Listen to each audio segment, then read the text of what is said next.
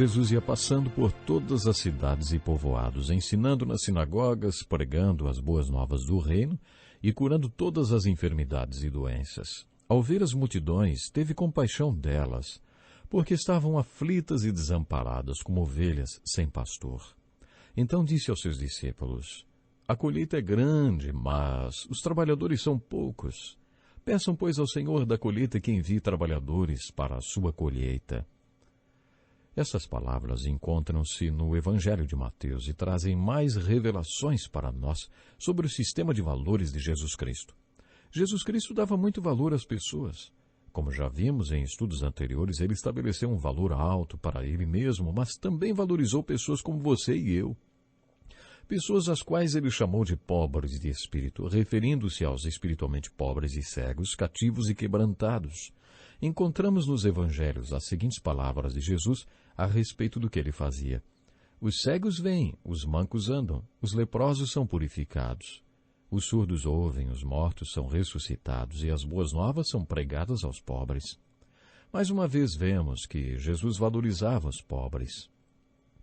Lendo e estudando quais são os valores de Cristo, começamos a questionar quais são os nossos valores, qual é o sistema de valores que rege a nossa vida. Quando estudamos o valor que Jesus deu a Ele mesmo, perguntamos: qual o valor que Jesus dá a você? A palavra de Deus nos ensina que é extremamente importante estabelecermos o mesmo valor para Jesus que Ele próprio estabeleceu. O mesmo acontece quando falamos de gente, de pessoas, dos feridos, como Jesus mesmo se refere. Esta passagem que lemos do Evangelho de Mateus mostra a compaixão que Jesus tinha pelas multidões com todas as suas doenças e males. Hoje os problemas são todos institucionalizados. Eu explico. Quando alguém passa por um surto, entra em uma crise, vai para uma instituição, para ser tratado. Se o caso é de uma doença terminal, ele é levado para uma outra instituição. Se o problema for alcoolismo, existe uma instituição só para quem tem esse problema, do álcool, de alcoolismo. Assim acabamos não vendo essas pessoas. Todas elas estão em instituições. Todas elas estão escondidas. As instituições que temos hoje, na verdade, são fruto do ministério de Jesus que despertou na sociedade a necessidade de cuidar das pessoas. Por isso, no tempo de Jesus, ainda não existia nenhuma delas. Os problemas, portanto, não eram institucionalizados. Assim, quando Jesus olhava para as multidões, ele via todos os problemas. Esses problemas estavam logo ali, bem na frente dele, no meio do povo, às margens do mar da Galileia, nos montes, ou onde quer que fossem. E ao olhar para essas pessoas, Jesus se enchia de compaixão. As palavras usadas no original grego para falar da compaixão que Jesus sentia sugere que ele, ao se comover, chorava em prantos por causa da multidão. Além de ter estabelecido um valor alto para as multidões, Jesus também queria ser parte da solução para os problemas que cada um tinha.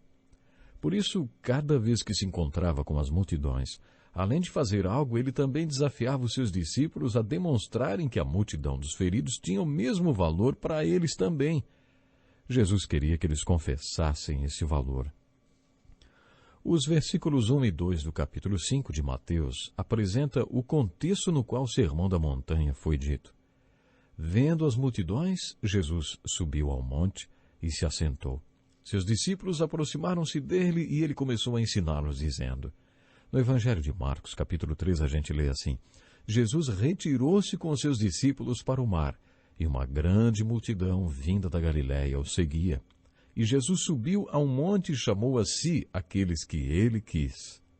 Jesus chamou os discípulos para se juntarem a ele no alto da montanha. E quando Jesus abriu a sua boca e passou a ensinar-lhes, ele queria que seus apóstolos aprendessem a confessar o mesmo valor que ele dava aos feridos que estavam lá embaixo, no sopé da montanha. Observe nos evangelhos, por exemplo, no Evangelho de Mateus, que Jesus via as multidões e se enchia de compaixão por elas. Ele tentava desafiar seus discípulos a confessarem que os feridos tinham para eles o mesmo valor que tinham para Jesus.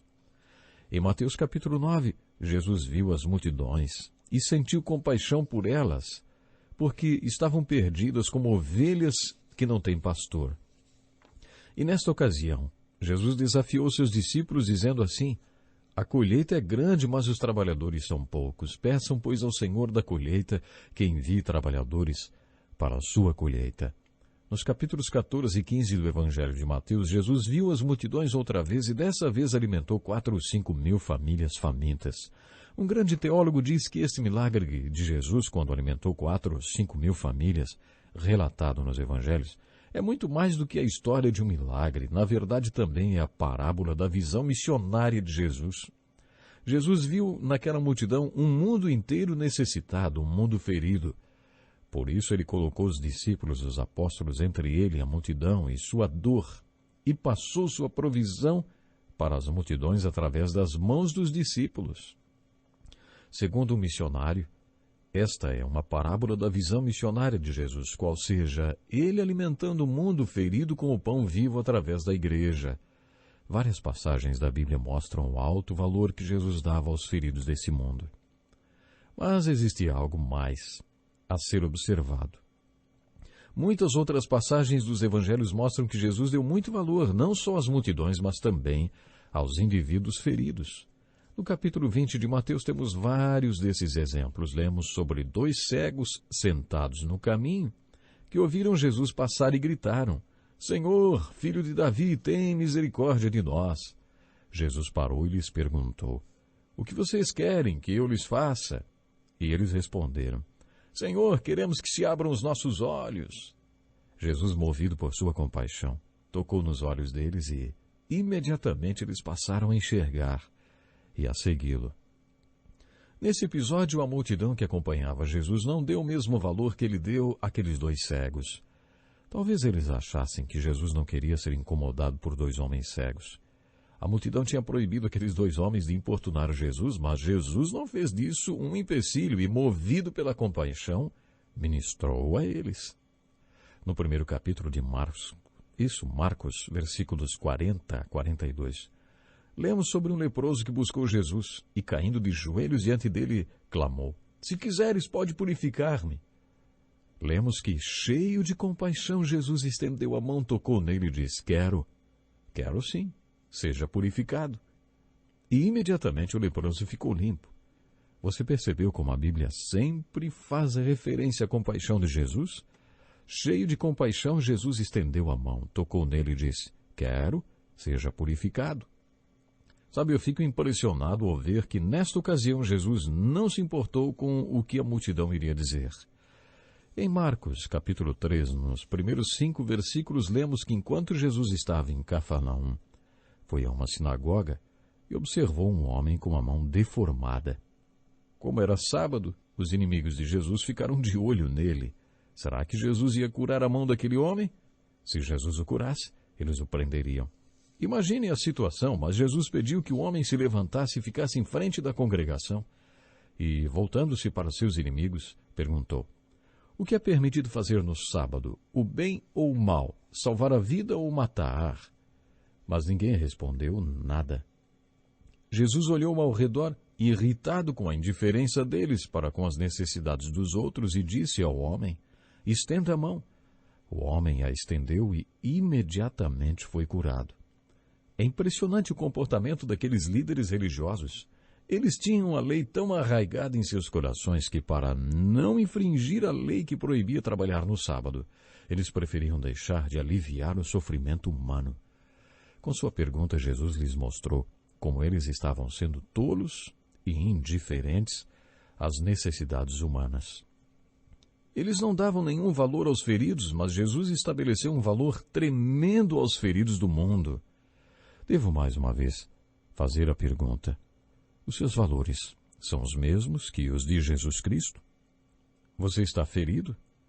Você é uma das milhares de pessoas ou milhões de pessoas nesse mundo com o coração ferido?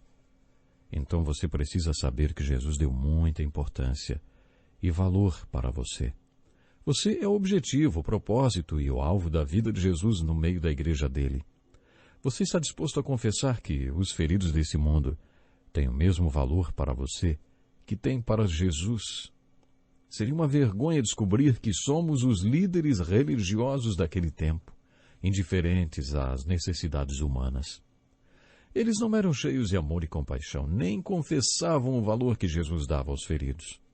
E você confessa o valor que Jesus deu aos feridos? Jesus foi para a terra dos Gerazenos e não pôde ignorar um pobre homem, preso a um espírito mundano, aparentemente possuído por um demônio ou pelo menos oprimido.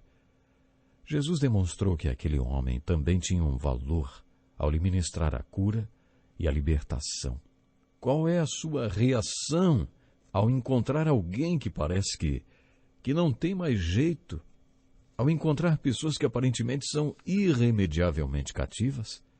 Existe hoje tanta gente viciada, existe hoje tanta gente escrava dos vícios. Da próxima vez que isso acontecer, lembre-se do valor que Jesus deu ao coração ferido.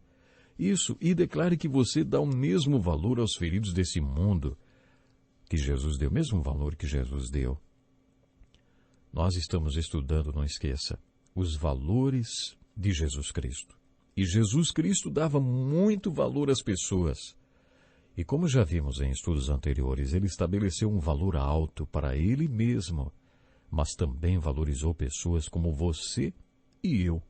Pessoas às quais ele chamou de pobres de espírito, referindo-se aos espiritualmente pobres e cegos, cativos e quebrantados. E é simplesmente maravilhoso a gente ver um Jesus demonstrando valor exatamente para estas pessoas pobres, cativas, cegos, quebrantados. E como é bom encontrarmos no Evangelho as palavras de Jesus a respeito do que ele fazia quando diz: os cegos veem, os mancos andam, os leprosos são purificados, os surdos ouvem, os mortos são ressuscitados, e as boas novas são pregadas aos pobres. Como é maravilhoso a gente ver, não?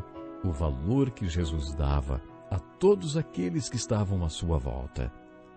Meu desejo é que Deus possa lhe abençoar cada dia mais.